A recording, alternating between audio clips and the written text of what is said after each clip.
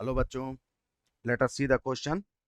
On heating KClO3 at a certain temperature, it is observed that 1 mole of KClO3 yields 1 mole of oxygen. 1 mole KClO3 से 1 मोल oxygen मिल रहा है। ये बहुत important है क्योंकि normally 1 मोल KClO3 से 1.5 मोल ऑक्सीजन मिलता है।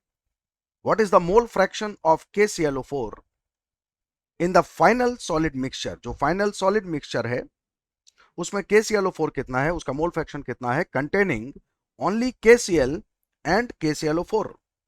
फाइनल सॉलिड मिक्सचर में KCl और KClO4 हैं, एक कंपोनेंट KCl, दूसरा KClO4। इसमें KClO4 का मोल फ्रैक्शन हमें निकालना है। The latter being formed by parallel reaction. KClO4 जो है वो पैरेलल रिएक्शन के थ्रू फॉर्म हो रहा है। पैरेलल रिएक्शन में ऑक्सीजन पार्टिसिपेट कर रही है। Now we start this. We have KClO3, we are heating it, it forms KCl and 1.5 moles of oxygen, यानी 1 मोल KClO3 से हमको 1.5 मोल ऑक्सीजन मिलता है।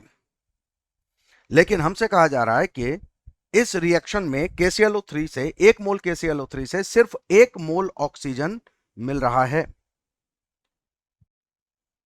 इसका क्या मतलब समझा जाए?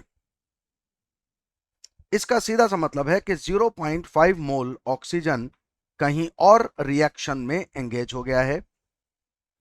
ऑब्वियसली वो एक पैरेलल रिएक्शन है। ये ऑक्सीजन जो KClO3 से निकली है, ये KClO3 से ही रिएक्ट होके KClO4 फॉर्म कर रही है। Now see the reaction. इस रिएक्शन में KClO3 का 1 मोल अगर रिएक्ट होता है तो ऑक्सीजन का 0.5 मोल रिएक्ट होगा और KClO4 का 1 मोल फॉर्म होगा।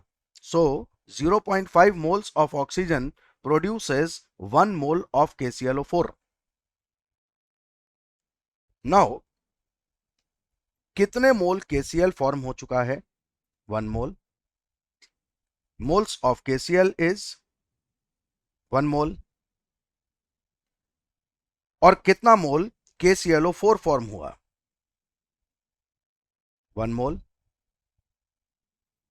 What must be mole fraction of KClO4 in this given mixture? 1 mole of KClO4 out of total 1 mole of KCl plus 1 mole of KClO4, that is 1/2, that is 0.5. This is the answer. So which one is correct option? Option A is correct. Mole fraction of KClO4 in this mixture of KCl and KClO4 is 0.5. I hope you understood. Best of luck.